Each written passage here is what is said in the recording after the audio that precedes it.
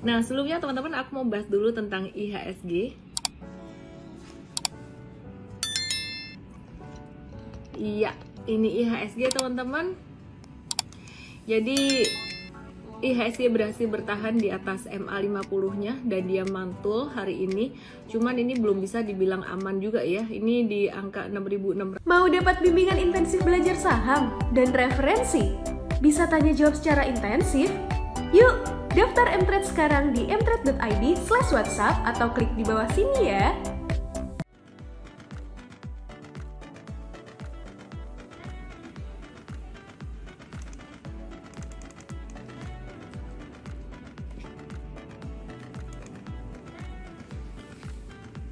Hai everyone, selamat malam.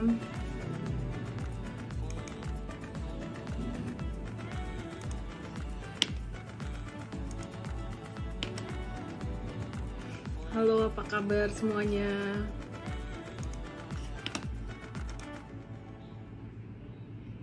Saya tahu trending questions malam ini kira-kira bakalan apa. Kayaknya aku tahu nih. Coba teman-teman mau nanya apa malam hari ini? Lupa nanya kabar dulu ya biasanya ya. Nanya kabar dulu, gimana kabar portfoliomu? Kamu beli apa? Kamu jual apa? Apalan banget sih. Kriptonya gimana teman-teman? Sahamnya gimana?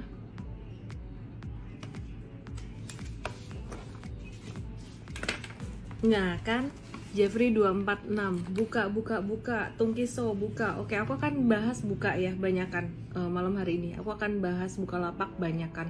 Jadi kenapa sih dia turun sampai segitunya dan apa yang sebaiknya kita lakukan? Selamat malam semuanya. Ya, nanti aku akan bahas Bukalapak. Tapi seperti biasa saya akan buka lagi. Sekarang kata-kata buka tuh agak-agak sensitif ya buat teman-teman terutama yang sempat cut loss ya. Malam Bu Lili, malam Susiana Liu, malam Es Nurul Baeti, Neti Wulandari, Indra G, Imam Wicaksono, Asa Fried Chicken, aduh bikin lapar. MD Mong Kitchen. Kenapa sih nama ID-nya bikin lapar semua? Juanda Cuan. Intan Imi. Oke. Nanti aku akan bahas Bukalapak banyakan.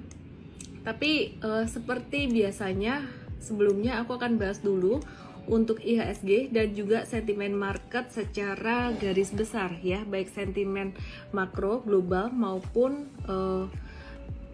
nasional. Terus aku akan jawab pertanyaan Indra S. Yusuf. Nih aku pin biar aku nggak lupa. Gimana kalau trading kripto ditinggal tidur biar nggak longsor, gimana caranya? Ntar aku akan jawab juga. Nah sebelumnya teman-teman aku mau bahas dulu tentang IHSG. Iya, ini IHSG teman-teman. Jadi IHSG berhasil bertahan di atas MA50-nya dan dia mantul hari ini. Cuman ini belum bisa dibilang aman juga ya. Ini di angka 6.600 ini merupakan resisten yang lumayan kuat ya, resisten yang cukup kuat di area tersebut gitu. Jadi masih wait and see ya teman-teman ya. Sentimen yang paling gede apa sih saat ini yang paling menjadi sentimen market banget? Masih sentimen dari Omicron teman-teman. Hari ini tadi bank-bank digital aktif, nanti aku akan bahas bank digital juga ya. Terus update sentimen global seperti yang saya bilang tadi, sentimen di market saat ini yang masih paling mendominasi adalah Omicron. Jadi ada kabar bagus nih ya, ada kabar positifnya di mana Omicron ini menunjukkan gejala yang cukup ringan, belum bisa disebut nggak berisiko sebenarnya, tapi kapasitas rumah sakit itu masih cukup landai di Afrika Selatan. Jadi kayaknya nggak terlalu mematikan gitu ya, nggak seperti varian Delta kemarin gitu. Nah ini satu kabar yang cukup bagus buat perekonomian baik di Indonesia maupun di seluruh dunia. Dan di akhir tahun ini kan pada banyak yang travel ya, merayakan libur Natal dan Tahun Baru. Meskipun pemerintah mengantisipasi dengan tidak adanya libur buat anak-anak sekolah dan juga buat kantoran ya, buat teman-teman yang kerja di kantoran gitu. Tapi jadi dengan meniadakan libur atau cuti bersama, tapi rasanya kayaknya masih semua pada setting liburan deh gitu. Saya percaya teman-teman juga pasti udah merencanakan libur akhir tahun gitu ya, udah sumpah juga di PPKM beberapa waktu yang lalu. Tetap ingat prokes ya teman-teman ya, supaya Indonesia kita segera recover perekonomiannya.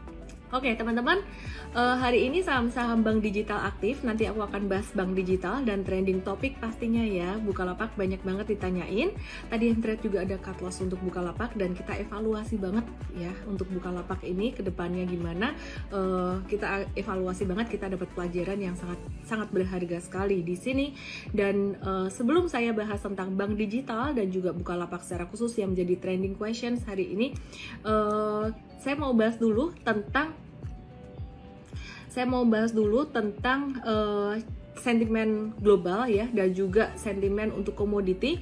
China akhirnya pakai batubara dari Australia, jadi agak akur nih dengan Australia, dan ini dampaknya gimana untuk batubara Indonesia? Dampaknya sedikit negatif untuk Indonesia ya, jadi agak-agak sedikit negatif untuk Indonesia. Kenapa? Karena demand untuk batubara Indonesia itu jadi akan sedikit berkurang. Kenapa? Dulu waktu China masih agak-agak ribut dengan Australia itu demand batubara di Indonesia sangat banyak sekali. Tapi ini juga tidak menutup kemungkinan demand batubara Indonesia itu masih tinggi meskipun agak berkurang karena China ada pakai batubara dari Australia karena musim dingin di sana juga masih berlangsung, dan perekonomiannya meskipun agak-agak slowing down, saya percaya nanti ke depan juga akan membaik gitu.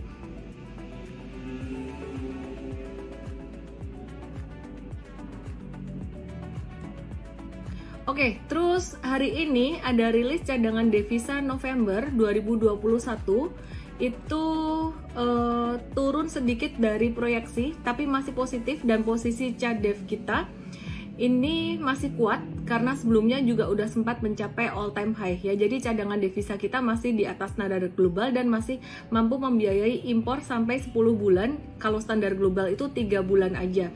Terus ini ada kabar baik, PPKM level 3 batal diterapkan selama Nataru gitu. Tapi ada aturan baru menggantikan PPKM level 3 selama Nataru. Jadi ini satu hal yang bagus juga untuk perekonomian ya. Jadi nggak akan terlalu slow down.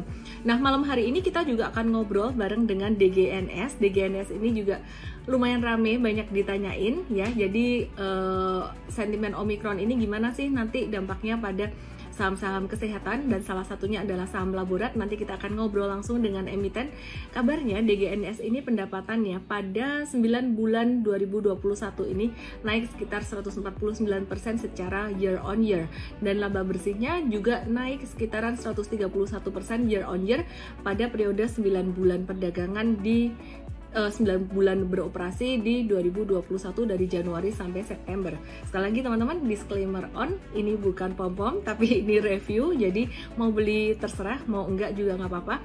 Nanti kita akan ngobrol langsung dengan manajemen dari DGNS. Oke. Terus kemudian dari emiten kesehatan yang lainnya ya, HEAL ya. HEAL ini Bos Hermina ini borong 7,88 juta saham HEAL gitu. Jadi Managing Director PT Medicaloka Hermina Tbk HEAL, yang namanya beliau adalah Pak Aristo Setiawijaya, ini melakukan penambahan kepemilikan saham perseroan sebesar 7,88 juta lembar atau setara dengan 0,053% status kepemilikan langsung gitu. Nah, jadi ini sebuah hal yang cukup bagus juga ya, satu sentimen yang bagus untuk HEAL gitu. Oke, terus kemudian jelang tutup tahun TOBR ini bakalan bakalan bagi dividen interim sebesar Rp6 per lembar saham untuk tahun buku 2021. Nah, dividen ini bakalan dibagiin mencapai angkanya tuh mencapai 298.793 juta 638 juta gitu. Jadi sekitaran 298 miliar gitu.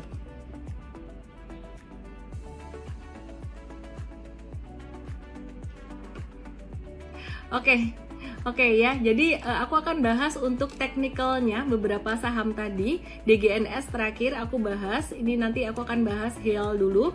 Terus kemudian aku akan bahas untuk TOWR, dan setelah itu aku akan bahas saham-saham bank digital. Ya, nah sekarang saya coba buka HIAL gimana tadi.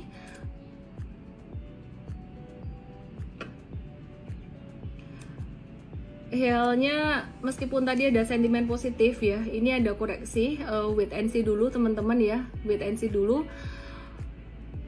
Candlenya tadi masih kurang bagus juga gitu. Terus kemudian TOWR meskipun sentimennya cukup menarik, hari ini tadi juga dia turun dengan volume transaksinya lumayan tinggi, dan trennya juga masih sideways, agak-agak slow down gitu. Jadi ya wait and see dulu untuk TOWR-nya.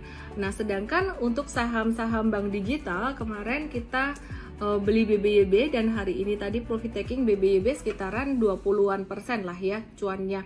BBYB masih bisa naik nggak sih besok? Kayaknya sih masih ada kemungkinan untuk naik, tapi udah 50-50, jadi udah nggak worth it untuk dikejar sih. Jadi ya kita tadi putusin untuk yang jangka pendek profit taking dulu gitu.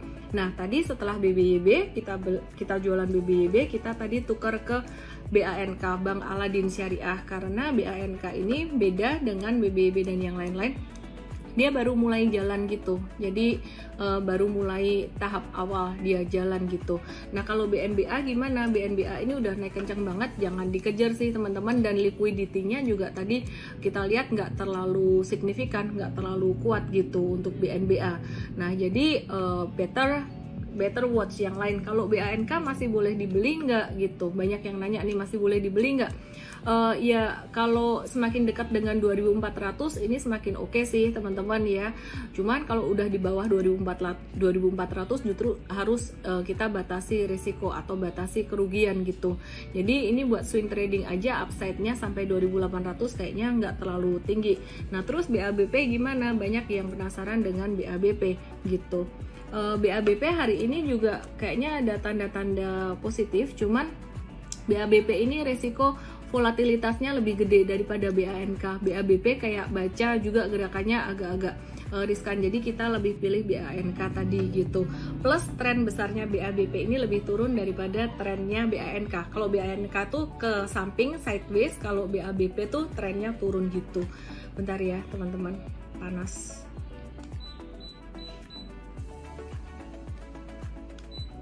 Oke. Baca gimana baca? Baca ini termasuk salah satu bank digital yang gerakannya sangat volatile sekali. Jadi kita agak-agak hati-hati di sini ya. Kalau dia naiknya bakalan kencang banget, kalau turun juga turunnya kencang banget gitu. Nah, teman-teman, kita masih watch untuk saham-saham batubara juga, seperti yang kemarin kita bahas ya. Harum itu dia kan udah naik tinggi banget gitu. Terus kemudian selain itu Adaro dia berpotensi untuk menyusul Harum, tapi udah lumayan tinggi juga, udah ketinggian. Nah, yang kemarin kita sempat bahas tuh ada PTBA dan juga ada ITMG. PTBA dan ITMG ini masih bisa kita lirik-lirik lah gitu ya. Jadi masih wait and see juga, tapi masih potensial gitu.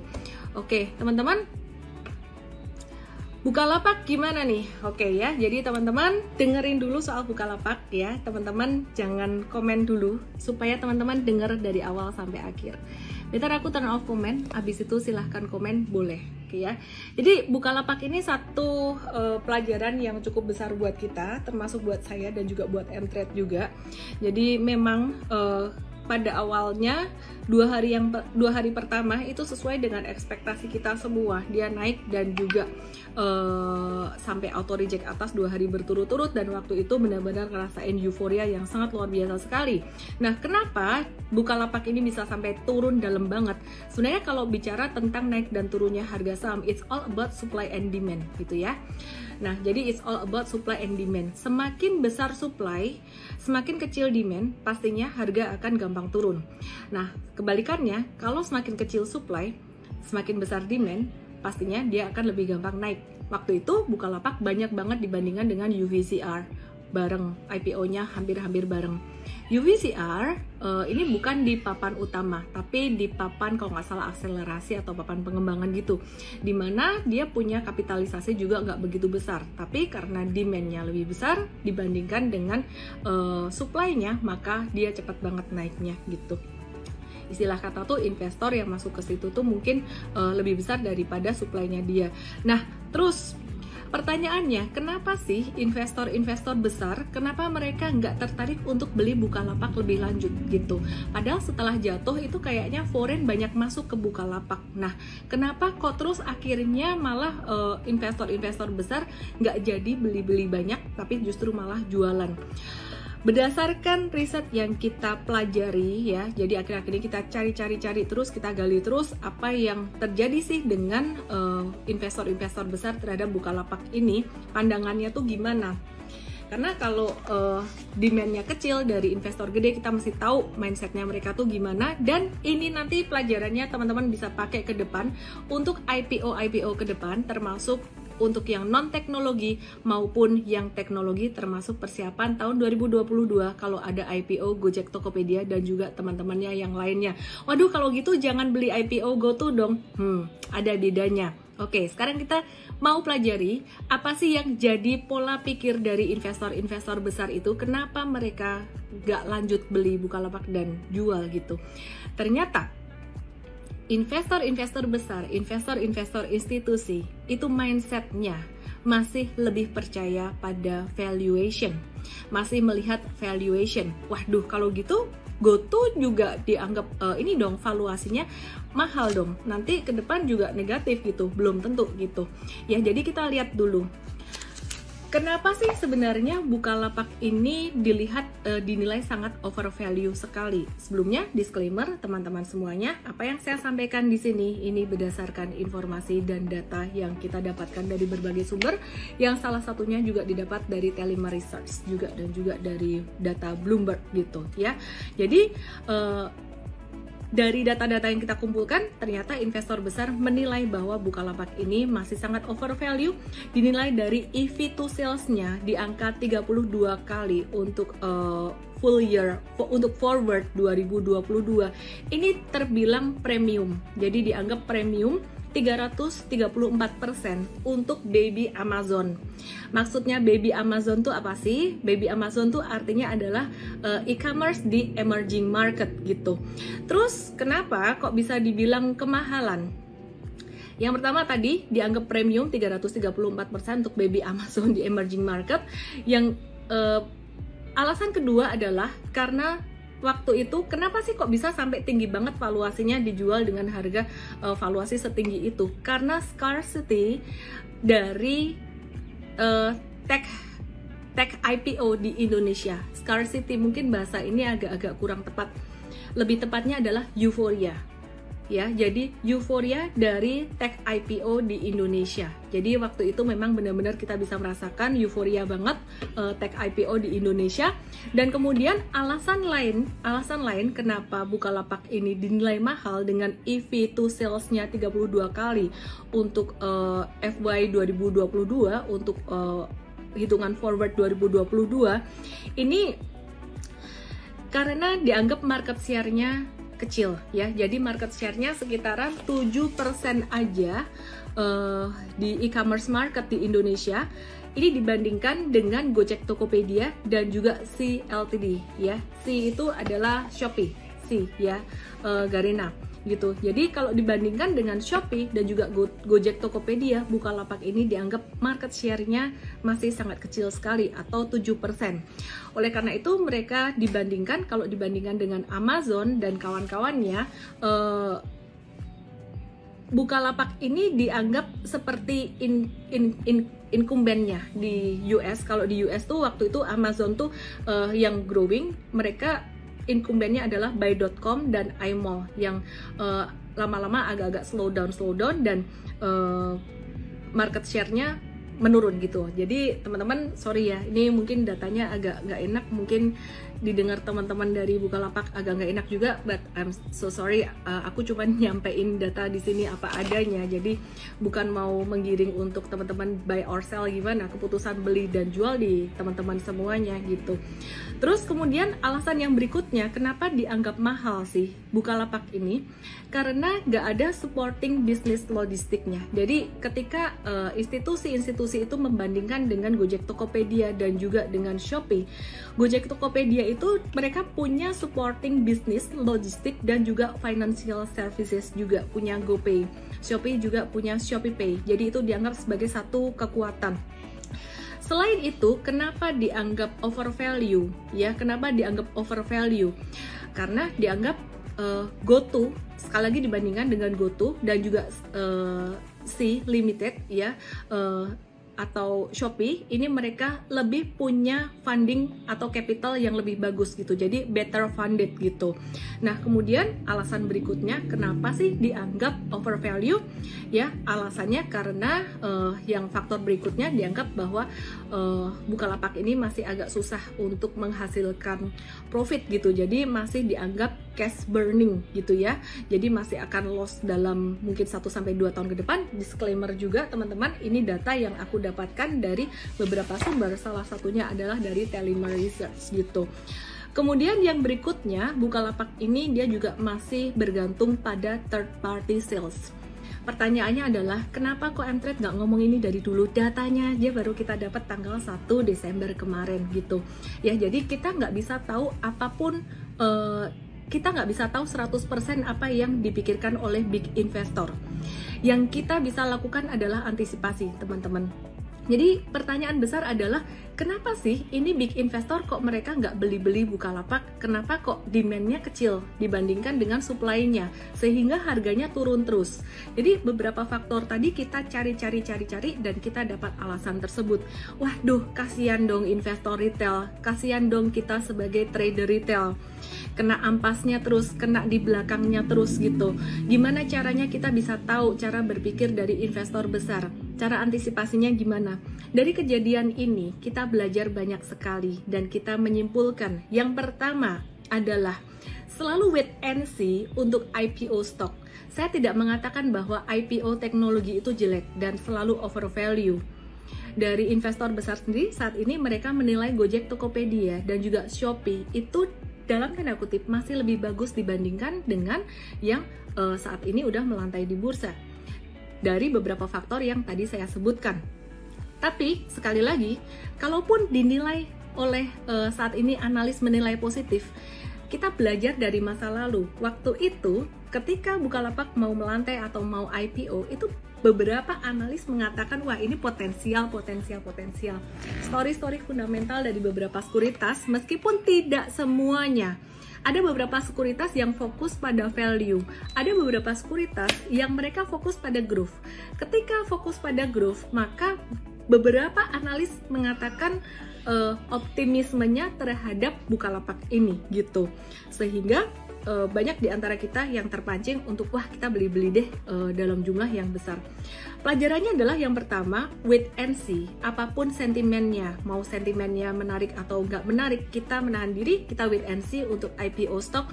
Saya prefer untuk beli ketika chart sudah terbentuk. Tapi aku penasaran nih, aku pengen beli, misalkan GoTo IPO, aku pengen beli. Boleh nggak? Belilah sejumlah dengan nominal yang kita siap kalau sampai itu rugi. Itu sangat penting sekali. Jadi poin kedua yang terpenting adalah money management, itu sangat-sangat penting banget. Jadi meskipun di Mtrade kita mengakui bahwa kita belajar dari kesalahan ini sangat-sangat besar sekali gitu ya.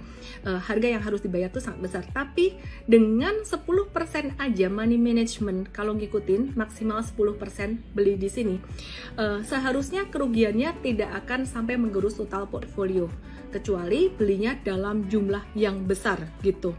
Kemudian yang ketiga, pelajaran yang kita dapatkan yang ketiga adalah kita mau fokus lebih more to technical analysis than the story. Kita mau fokus lebih pada analisis teknikal daripada story fundamental. Sorry ya, iklan lewat anakku, suaranya kenceng banget, lagi asik main jam segini. Ya, jadi poin yang ketiga adalah fokus. Aduh, sorry, kayaknya aku harus kasih tahu dia nih. Get me quiet.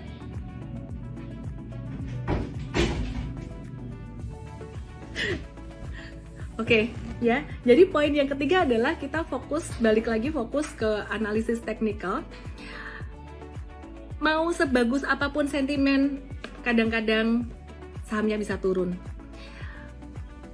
kebalikannya, kadang-kadang fundamental atau sentimennya, story-nya jelek, kadang-kadang harganya bisa naik gitu.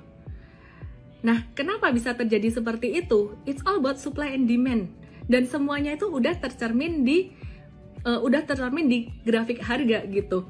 Kok bisa beritanya bagus, harganya malah turun?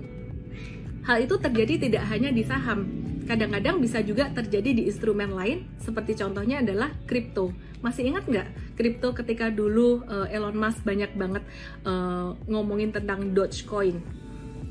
Ada satu berita bahwa Elon Musk dia akan ada satu interview. Wah, sebelum interview itu Dogecoin-nya naik terus. Tapi pas interviewnya ya, jadi pas good news-nya terjadi malah turun. Yang terjadi adalah trader-tradernya profit taking atau sell on news. Maka dari itu, melihat grafik atau analisis teknikal penting sekali. Karena semua yang terjadi di market, baik action yang dilakukan oleh big investor atau retail investor, semuanya sudah tercermin di harga saham. Dan buat teman-teman yang masih pemula, belajar teknikal itu yang paling mudah nyusun puzzle-nya atau connect the dots-nya. Oke, sekarang udah boleh komen. Komennya aku mau nyalain. Jadi teman-teman, silakan kalau mau nanya apa lagi. Itu tadi udah aku jelaskan tentang Bukalapak dan apa yang terjadi di situ, dan itulah mengapa hari ini kita cut. Waduh, kalau besok mantul gimana? Udah nggak usah dipikirin. Jadi kalau misalkan yang tadi hari ini keluar dari Bukalapak atau dari saham yang downtrend, misalkan mau dimasukin ke saham apa buat long term investing, masuk ke BCA atau BRI, dalam jangka panjang duitnya bisa kembali ya, meskipun alon-alon waton kelakon gitu. Oke, semoga bisa menenangkan teman-teman semuanya. Nah, ada satu lagi data yang aku dapat. Ini disclaimer juga teman-teman ya. Jadi dari hitungan discounted cash flow methodology yang kita tadi ada hitung-hitung juga, dari Mtrade kita ada hitung-hitung juga. Ini dari Telima Research sebenarnya. Cuman kita ada hitung-hitung juga, ini harga wajarnya Bukalapak di harga berapa nih? Aku mau ngomong nanti dikira serba salah. Kalau ngomong positif katanya pom-pom, kalau ngomong negatif katanya nebar fear gitu. Jadi harga wajarnya di angka 413. Cuman secara teknikal kita lihat ya. Kita lihat secara teknikal, ini tadi keluar hijau, volume transaksinya tinggi. Jadi secara teknikal memang di sini kemungkinan ini ada yang borong atau tadi banyak yang jual di bawah juga, ya kita nggak tahu. Anyway, kalau misalkan teman-teman masih punya ini dan ada penguatan atau technical rebound, resisten pertama di area 600, resisten kedua di area 664, manfaatkan untuk kurangi posisi. Kenapa? Karena nyangkutersnya banyak banget. Jadi karena nyangkutersnya banyak banget, kalau teman-teman berharap dia balik harganya sampai ke 1200 atau 1300, rasanya berat. Lebih baik mungkin kalau nanti naik kurangin posisi, pindahin ke BCA atau BRI hold lamaan. Oke, Reza Jaka Syahputra, kalau mau nabung saham bulanan perlu lihat teknikal kah? Saya bukan penggemar nabung saham bulanan. Ya, jadi kalau misalkan mau nabung saham dalam 1 atau 2 atau 3 bulan, pastikan valuasinya lagi murah. Jadi kalau investasi jangka panjang, valuasi itu penting banget gitu. MH Krisno, siap average down. Karep mula. Ya bisa technical rebound sih bisa, tapi pakai buat jualan aja. Papi Foodies. Anyway, saya udah jelaskan ya tentang kenapa Mtrade kita tadinya masih expect untuk ada technical rebound baru jual. Tapi setelah kita baca research ya, jadi so sorry ya Papi Foodies ya. Aku udah bilang bahwa Bukalapak ini kasih satu pelajaran yang sangat penting sekali buat Mtrade, dan tadi aku udah jelasin panjang lebar.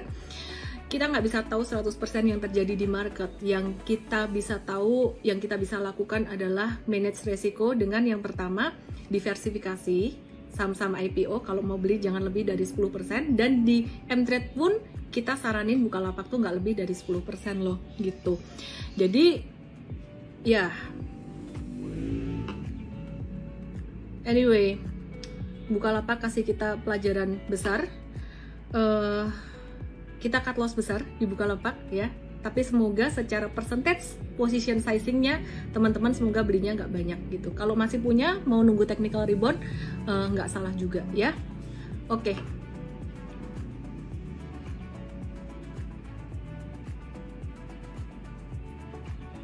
Buka besok arah loh. Semoga arah. Jadi teman-teman bisa agak berkurang, lossnya bisa agak berkurang. Omicron gimana Miss? PPKM batal soalnya. Bagus ya, bagus buat market, dan itu bakalan bisa jadi satu pendorong untuk market buat nanti bisa ada window dressing di akhir tahun gitu. Oke, ini ada pertanyaan dari Indra S. Yusuf yang aku udah pin dari tadi. Kalau trading kripto ditinggal tidur udah longsor, gimana caranya? Caranya adalah yang pertama, jangan trading ketika marketnya lagi downtrend banget gitu. Yang kedua, kalau misalkan tetap mau trading pun pasang sell. Jadi kalau kripto beda dengan saham, di kripto kamu boleh pasang automatic sell di resisten terdekat gitu. Aku kasih contoh saat ini, contohnya adalah Sen ya. Ini aku kasih contoh ya. Tadi Mtrade ada trading beli Sen. Sekitaran area-area sekarang sih masih bisa masuk sih untuk Sen ini. Nah, tadi kita kasih tahu untuk pasang jual langsung tuh di angka 7,5, 7,49 ya. Anyway, ini 7,5. Nah, jadi kalau sampai kena di area 7,5, ini upside-nya sekitaran 30%. Apakah pasti tercapai di level 7,5 itu? Belum tentu, dalam jangka pendek belum tentu tercapai. Bisa jadi nanti sebelum kena 7,5 mungkin di area 6, sekian 6,5 ke atas kita mungkin udah sarankan untuk profit taking dulu. Tapi kalau teman-teman ternyata pas lagi tidur ternyata cuy naik langsung sampai ke 7,5, teman-teman bisa kena jualannya, dan biasanya kena di resistance sini ada potensi profit taking. Wah, mungkin nggak sih dalam sehari naik segitu kencengnya? Apa sih yang nggak mungkin di market, apalagi di kripto? Naik cepat bisa, turun cepat juga bisa gitu. Nah, jadi contohnya di sini nih.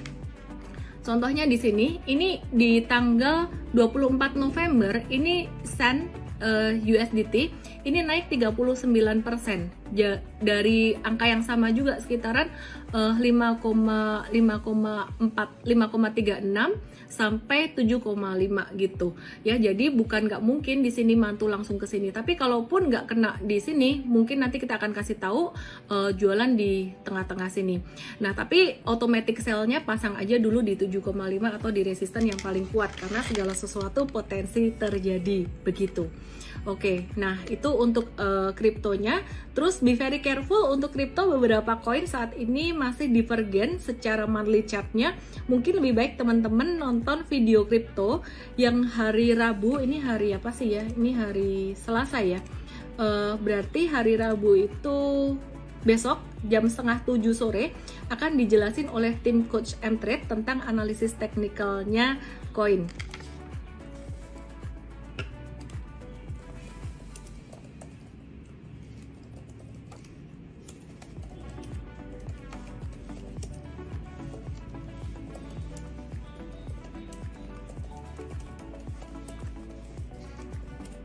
Oke.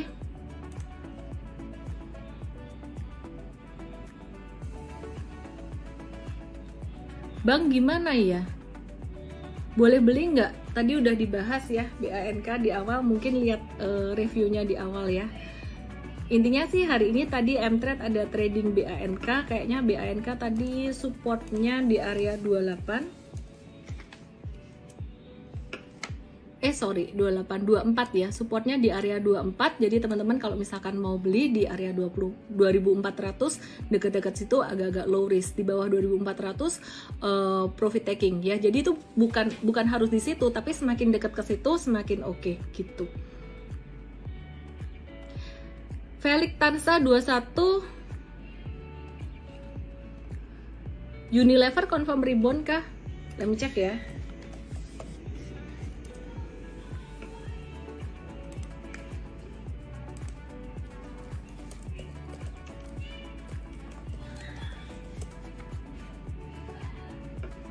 Oke. Unilever confirm rebound kah? Jangka pendek memang ada tanda-tanda rebound, tapi ya ini karena COVID-19-nya ada sentimen positif ya. Tapi ini belum bisa dibilang uptrend. Kalau mau spekulatif buy on weakness besok di atas angka 4180 kayaknya bisa nih. Jadi bisa untuk swing trading, bisa sampai resistennya sekitaran area 4540 gitu.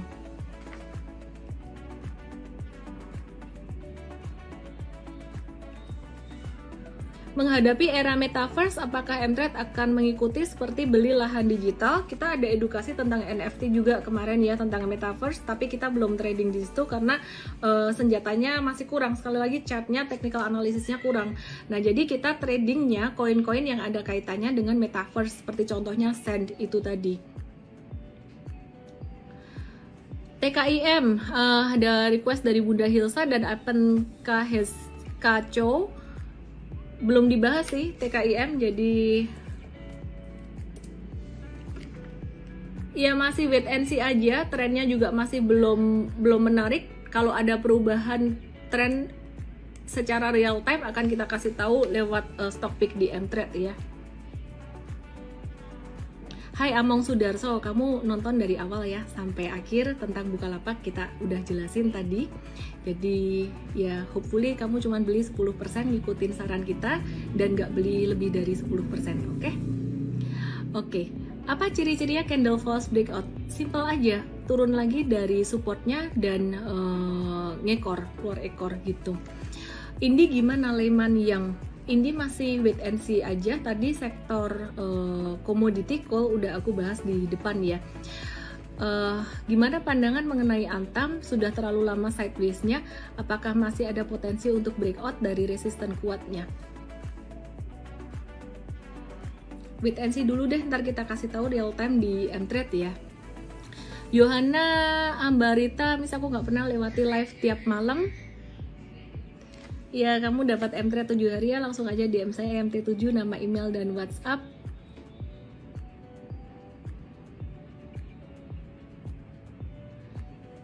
Cimori, oke, Cimori ya, CMRY. Ya, Cimori kemarin naik tinggi banget, hari ini tadi mulai merah ya, rawan profit taking, ya siap-siap profit taking dulu aja sih. Siap-siap profit taking dulu aja sih ya teman-teman. Oke, kita mau ngobrol bareng DGNS. Jadi ini udah ada kabar-kabar tentang Omicron dan lain-lain ya. Omicron, sentimen Omicron ini gimana untuk sektor kesehatan, salah satunya dengan laborat ya. Untuk laborat gimana? Kita akan ngobrol dengan DGNS. Diagnos Lab, aku coba invite Diagnos Lab, teman-teman stay here ya, jangan kabur karena mikirnya wah ini bukan saham aku nih, terus kita belajar lah, temu manajemen emiten kan nggak mudah ya. Oke, sekali lagi teman-teman, saya live dengan Diagnos Lab untuk memberikan informasi tambahan buat teman-teman semuanya. Disclaimer, ini bukan pom-pom saham kalau kita ngomong tentang satu saham dan undang emiten secara langsung. Jadi kita berharap teman-teman bisa mendapatkan informasi tambahan. Dan kalau misalkan ada negatifnya juga yang kita ngomong dalam analisis dalam saham apapun ya, itu bukan artinya kita mau nebar fear juga gitu. Nah, oke. Di depan kita saat ini udah ada Pak Fergus Richard. Beliau adalah CFO PT Diagnos Laboratorium Utama dengan kode sahamnya DGNS. Nah, sekarang kita mau tahu nih tentang DGNS dengan Pak Fergus ya. Oke. Pak Fergus, apa kabar nih Pak Fergus? Baik. Gimana kabar Miss Helen ya? Ya, kabar baik. Thank you so much udah nyempetin buat ngobrol malam hari ini ya. Teman-teman semuanya udah penasaran banget dengan DGNS. Nah, DGNS ini ternyata banyak yang belum tahu bahwa DGNS ini merupakan anak usaha dari Budamedik gitu ya. Nah, pertanyaannya nih, apakah ada structural benefit yang DGNS bisa dapatkan dari posisinya sebagai salah satu anak dari rumah sakit ternama di Indonesia gitu? Ya, actually benar tuh Bu. Jadi kan Diagnos ini kan sebenarnya berdirikan dari tahun 2017 2007 ya. Terus kita kan sebenarnya part of Bunda Medical Care System, which is kita itu sebenarnya operator lab di rumah sakitnya Bunda gitu. Nah, rumah sakit Bunda sendiri ini kan baru listing kemarin tuh sekitar Juli 2021. Nah, si rumah sakit Bunda ini very agresif, Bu. Jadi setiap kali Bunda itu nambah rumah sakit, nambah ekosistemnya dia, klinik-kliniknya dia, itu langsung ada directly impact sama laboratorium kita. Karena basically semua rumah sakit atau healthcare system yang masuk di ekosistemnya Bunda, pasti kalau ada bisnis lab ya pasti carinya kita. Gitu sih, Bu. Prinsipnya, we're very happy lah to be part of Bunda Medical Care System. Oke, nanti teman-teman aku akan bahas juga secara teknikal juga ya untuk DGNS ini ya teman-teman ya. Dan bukan berarti yang habis nge-live bareng aku sahamnya langsung naik atau turun itu nggak ada urusannya dengan Instagram live saya ya. Oke, jadi kita mau belajar secara fundamental dan juga secara teknikalnya gitu. Pertanyaan berikutnya nih ya, seberapa besar sih kontribusi pemeriksaan genomics terutama yang terkait dengan COVID-19 terhadap pendapatan DGNS? Genomic terhadap COVID-19 ya. Jadi sebenarnya pemeriksaan COVID-19 sama genomic itu dua pemeriksaan yang berbeda sih, Miss. Jadi kalau misalnya COVID-19 itu kan pemeriksaan virus ya, kita sebutnya molekular. Kalau pemeriksaan molekular itu kita contributions-nya itu 60-70% dari kita punya total revenue di tahun 2021 ini. Tapi kalau genomic sendiri ya kita baru 3% sih. Sekarang kurang lebih gitu. Tapi interestingnya adalah pemeriksaan genomics itu adalah pemeriksaan yang masa depan lah. Well, basically itu adalah pemeriksaan tentang risk profiling. Itu adalah pemeriksaan yang menjauhin resiko-resiko penyakit yang bisa nyerang kita sebagai manusia, kayak gitu. Oke. Gimana nih kalau ke depan ini lihat COVID gimana nih? Bakalan Omicron gimana? Kalau personally ya, Bu, in our point of view, kita sih harapannya COVID ini berkurang lah ya, cepat-cepat selesai, karena kita harapannya ekonomi balik normal. Karena basically, walaupun jujur benar di DGNS ini dapat COVID bonus lah ya, basically kita jadi bertumbuh cepat dari yang awalnya tadi kita 2020 baru 13 lab, sekarang kita udah 29 lab. Memang nggak bisa dipungkiri itu ada efek dari COVID-nya juga. Cuman bisnis kita selain yang COVID itu jadi lumayan suffering juga gitu. Nah, mulai kelihatan nih sekarang tren-trennya pas COVID udah mulai berkurang, kelihatan nih pemeriksaan non-COVID kita itu mulai bertumbuh karena orang-orang ya basically balik ya, ekonomi mulai pulih, orang-orang mulai mulai ke rumah sakit lagi, mulai tes lagi, gitu sih. We hope sih, kita tahu lah ya namanya COVID juga nggak selamanya bakal ada kan, jadi we hope bisa cepat-cepat pulih, gitu sih. Oke. Terus traffic kunjungan pasien ke cabang sebelum dan setelah PPKM dibuka ini gimana? Apakah ada improvement atau malah turun, dan gimana dibandingkan dengan level sebelum COVID-19 dulu? Kalau level sebelum COVID sih, kan kita jujur aja ya Bu ya, kan kita juga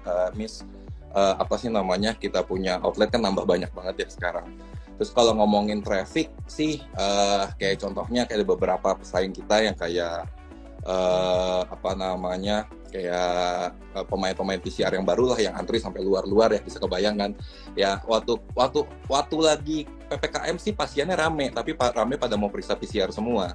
Nah sekarang tuh udah mulai shifting sama rame, cuman pemeriksaannya itu udah bukan pemeriksaan COVID, jadi mulai pemeriksaan yang umum-umum kayak gula darah, medical check up dan lain-lain gitu sih.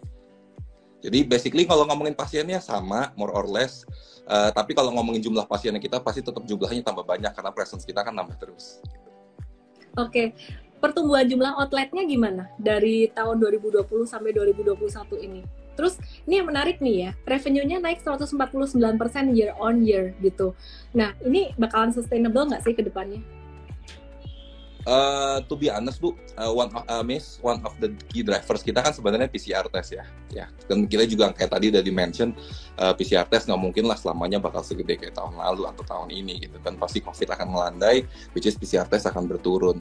Jadi kalau ngomongin sustainable nggak revenue growth kita, sustainable tapi mungkin nggak sebesar itu, nggak se-exponential itu. Nggak kayak kemarin sampai 150%. Jadi mungkin kita growth-nya masih di double digit, tapi mungkin nggak sampai triple digit. Dan growth-nya itu lebih yang normalize gitu ya growth-nya, karena basically kayak tadi saya kan jumlah outlet kita nambah 16 satu tahun ini, 9 bulan baru udah nambah 16. Tahun depan kita juga nambahin, maunya lebih lagi, itu sampai 20 lebih kita mau tambahin. Jadi kita kejar target kurang lebih growth-nya gitu sih. Oke, peningkatan total tes operasionalnya tuh hampir 2 kali lipat dari 319.000 tes jadi 760.000 tes. Nah, terus peningkatan net profitnya sendiri ini 131% year on year dari kuartal 3 2020 ke kuartal 3 2021 ya. Jadi naiknya tuh dari 27 M sampai 63 M. Nah, ini satu peningkatan yang sangat luar biasa sekali. Pertanyaan saya adalah plan ke depan 2022 gimana nih? Thank you. Memang kita it's a very good year ya for us ya sebenarnya, to be honest ya. Itu salah satu dari COVID bonus itu juga. Kalau plan kita tahun depan sih balik lagi kayak tadi kita juga sempat mention, plan kita tahun depan itu kita mau tetap growing both organically sama non organically. Jadi organically kita mau coba develop produk-produk baru, kayak kita mau main di medical check up segala macam. Karena kan kalau dulu lagi rame-ramenya COVID, orang nggak ada yang mau ke rumah sakit, nggak ada yang mau medical check up ya. Sekarang setelah COVID lewat, orang pada mau periksa medical check up lagi, jadi udah mulai shifting produknya. Lalu plan kita yang berikutnya adalah kita mau nambahin presence-nya kita mau nambahin lab kita sampai dengan lebih dari 60 site, yang sekarang which is target kita akhir tahun ini ada 46. Kurang lebih gitu sih. Jadi kita mau coba bertumbuh both by presence, dan kita juga mau bertumbuh by product juga. Oke. Kalau dari Pak Fergus sendiri ya, ini ada pesan-pesan apa buat teman-teman investor semuanya gitu? Kenapa sih teman-teman investor mesti berinvestasi di DGNS? Sebenarnya nggak harus sih, teman-teman nanti dikira aku ngepom-pom lagi ngomong kayak gini. Tapi kan ya dari manajemen sendiri mungkin ada yang perlu disampaikan gitu buat teman-teman semuanya. Nggak harus di DGNS juga sih, investasi di saham apapun juga oke gitu. Cuman ya silakan kalau mau sampein apa. Iya, basically ini jadi ngepom-pom juga nih, Miss. Tapi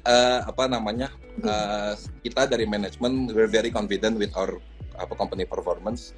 Yang paling pertama adalah satu, kita bisa growth dari luar ekosistem kita kerja sama klinik-klinik, sama rumah sakit, kita lab di mana-mana. Yang kedua, kita juga growth dengan ekosistem kita internal kita sendiri, kayak Bunda Medik sendiri lumayan agresif, mereka mau nambah dari awal tahun baru 5 rumah sakit, sekarang udah 6 rumah sakit, tahun depan mereka mau nambah lebih dari 10, which is kita akan kena impact juga ke kita. And then kita juga kemarin Bunda Medik, dari ekosistem yang Bunda Medik yang paling baru itu ada Klinik Pintar, itu adalah startup yang kerjasama dengan 100 lebih klinik, which is juga itu baru masuk ekosistem kita, jadi salah satu driversnya kita.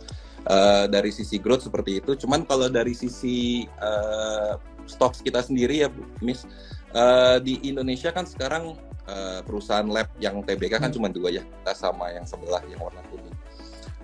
Kita itu posisinya masih di low base dan kita very high growth gitu sih.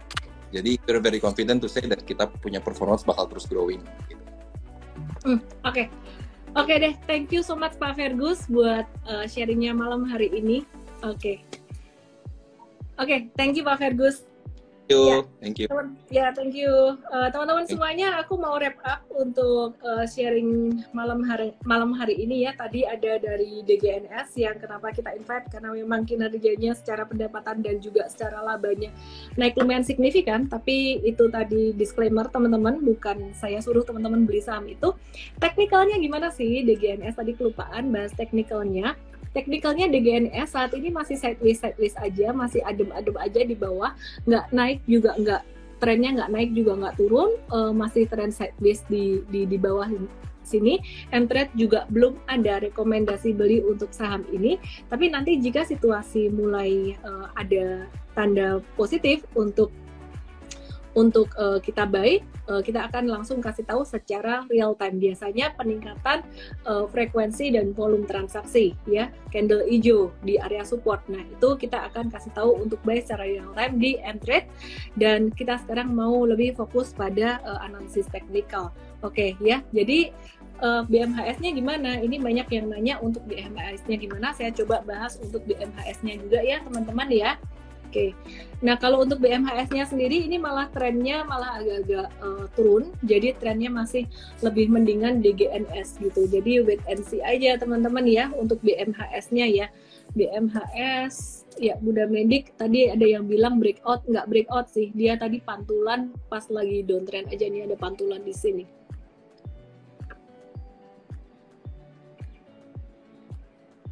Ya, jadi masih downtrend. I think itu aja sih teman-teman yang aku mau sampaikan. Yang pertama, poin yang pertama, IHSG udah mulai hijau. Semoga di akhir tahun ini bisa terjadi window dressing karena di November kemarin juga koreksinya udah lumayan. Kalau November naik kencang, malah di akhir tahun kemungkinan gak akan ada window dressing. Plus sentimen Omicron, bahwa Omicron ini tidak terlalu mematikan meskipun tingkat penularannya lebih cepat daripada Delta. Tapi sepertinya gejalanya juga lebih ringan gitu. Hal ini ditunjukkan dengan tingkat okupansi udah kayak hotel aja. Tingkat okupansi rumah sakit di Afrika Selatan ini juga masih landai-landai aja. Jadi sepertinya nggak perlu terlalu dikhawatirkan dan ini kabar yang sangat bagus sekali. Kemudian yang berikutnya teman-teman, kita masih akan watch untuk saham-saham perbankan digital yang masih aktif, tapi sifatnya trading aja, bukan untuk investasi jangka panjang.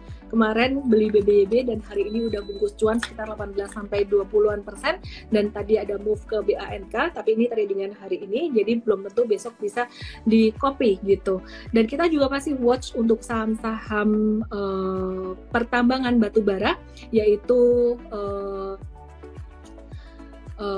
ada PTBA dan ITMG yang belum terlalu banyak naiknya bila dibandingkan dengan Adaro dan Harum. Harum sendiri kita udah trading beberapa kali TikTok dan udah mulai udah take profit beberapa kali gitu ya. Terus last but not least, bicara tentang Bukalapak, tadi aku udah ulas panjang dan lebar kenapa Bukalapak ini jadi turun terus, padahal kemarin foreign investor banyak sempat beli beberapa waktu yang lalu. Ya alasannya intinya adalah karena overvalue gitu ya. Dan overvalue ini penyebabnya apa? Silahkan dilihat lagi rekaman IG Live malam hari ini yang akan diupload ke YouTube Mtrade. Jangan lupa follow YouTube Mtrade juga teman-teman. Dan kita Mtrade mendapatkan pelajaran yang sangat besar sekali dari Bukalapak ini. Yang terpenting adalah pelajaran yang kita dapatkan. Yang penting pertama adalah kita selalu wait and see for IPO stock. Kalau mau beli pre-IPO, jangan banyak-banyak. Maksimal 10% dari total portfolio. Kemudian yang kedua, kita more to technical analysis, maksudnya fokus lebih ke technical analysis daripada story. Kemudian yang ketiga, kita harus tetap jagain money management kita. Beli saham IPO jangan lebih dari 10% dari total portfolio. Jadi mohon maaf teman-teman kalau di Mtrade kita cut loss lumayan gede untuk Bukalapaknya, we admit it. Tapi secara money management harusnya nggak berdampak signifikan ke total portfolio kalau ngikutin rule money management kita maksimal 10%. Itu aja teman-teman, dan selengkapnya bisa dilihat lagi replaynya atau rekamannya di YouTube Mtrade. Follow YouTube Mtrade sekarang. Oke, thank you buat semuanya yang udah nonton tiap hari. Saya Ellen May, semoga bermanfaat. Jangan lupa download aplikasi Mtrade karena semakin banyak edukasi gratis yang kita mau kasih buat kamu. Salam profit, bye. Jangan lupa download aplikasi Mtrade di Android dan nikmati edukasi premium sekarang.